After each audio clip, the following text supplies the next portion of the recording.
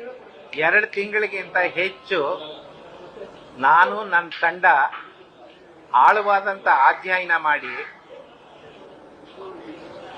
103-4 ಪುಟಗಳ ಈ ವರದಿಯನ್ನು ಕೊಟ್ಟಿದ್ದೀವಿ. ಇಲ್ಲಿ ತರಾತುರಿ ಅನ್ನೋ ಪ್ರಶ್ನೆನೂ ಇಲ್ಲ.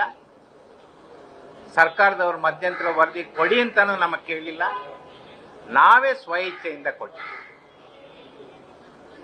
ಅಲ್ಲ, ಯಾಕಂದ್ರೆ ಮೊನ್ನೆ ಒಂದ್ಸಲ ನೀವು ಸಭೆ ಕರೆದಿದ್ರು, ಆದ್ರೆ ಹಿಂದಿನ ದಿನ KH ಮುನಿಯಪ್ಪನವರು ಮತ್ತು ತಾವು ತಡರಾತ್ರಿ CM ಅವರು ಭೇಟಿ ಮಾಡಿದ್ರಿ. ಆಗಲೂ ಇವೊಂದಿಷ್ಟು ಚರ್ಚೆ ಆಗಿದೆ. ನಿಮ್ಗೆ ಎಂಪರಿಕಲ್ ಡಾಟಾನ ಕಲೆಕ್ಟ್ ಮಾಡೋದು ವಾಟ್ಸ್ಆಪ್ ಮೆಥಡ್ ಎಲ್ಲಿಂದ ಕಲೆಕ್ಟ್ ಮಾಡಿದ್ರೆ ಎಂಪರಿಕಲ್ ಡಾಟಾ? ನಾನು ಈ ಹಂತದಲ್ಲಿ ಅದನ್ನೆಲ್ಲ ನಿಮ್ಗೆ ಹೇಳೋಕ್ಕಾಗಲ್ಲ. ಒಂದು ವರದಿ ಕೊಟ್ಟಿದ್ದೀನಿ.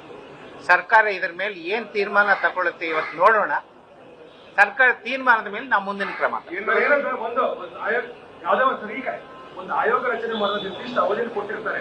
ಅವಧಿ ಒಳಗೆ ನೀವು ರಿಪೋರ್ಟ್ ಅನ್ನು ಕೊಡಬೇಕು. ಈ ರೀತಿಯಾದ ಮಧ್ಯಂತರ ವರದಿ ಕೊಡೋದು ವಿಳಂಬ ಧೋರಣೆಯ ಮುಂದುವರೆದ ಭಾಗ ಅಂತ ಅನ್ಸಲ್ವ ಸರ್? ನನ್ಗನ್ಸಿಲ್ಲ.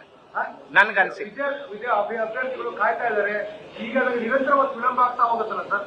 ಅವರಿಗೆ ಶಾಶ್ವತವಾದ ಪರಿಹಾರ ಕೊಡಬೇಕು ಅನ್ನೋದೇ ನನ್ನ ಆಸೆ. ಅಂತಿಮ ವರದಿ ಯಾವಾಗ ಬರ್ಬೋದು ಸರ್? ಇವತ್ತು ಸರ್ಕಾರ ಏನ್ ತೀರ್ಮಾನ ಮಾಡುತ್ತೆ ಅದ್ರ ಮೇಲೆ.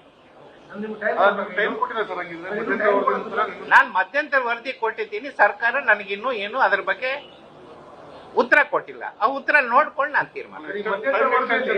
ಅಪಾಯಿಂಟ್ಮೆಂಟ್ ಮಾಡೋ ಸಂಬಂಧಪಟ್ಟಾಗ ಏನಾದ್ರು ಸಲಹೆ ಕೊಟ್ಟಿದ್ದಾರೆ ಸರ್? ಇಲ್ಲ, ಏನು ಕೊಟ್ಟಿಲ್ಲ. ಯಾಕಂದ್ರೆ ಸರ್ಕಾರ ಮಧ್ಯಂತರ ವರದಿ ತೆಗೆದುಕೊಂಡು ಜಾರಿ ಮಾಡ್ತೀನಿ ಅಂತ ಹೇಳ್ತಿದ್ದಾರೆ. ನೀವು ಆ ಪ್ರಶ್ನೆಯನ್ನು ಅವ್ರು ಕೇಳಿ, ನಾನು ಕೇಳಿ. ನಾನು ಮಧ್ಯಂತರ ವರದಿ ಕೊಡಬೇಕು, ಕೊಟ್ಟಿದ್ದೀನಿ.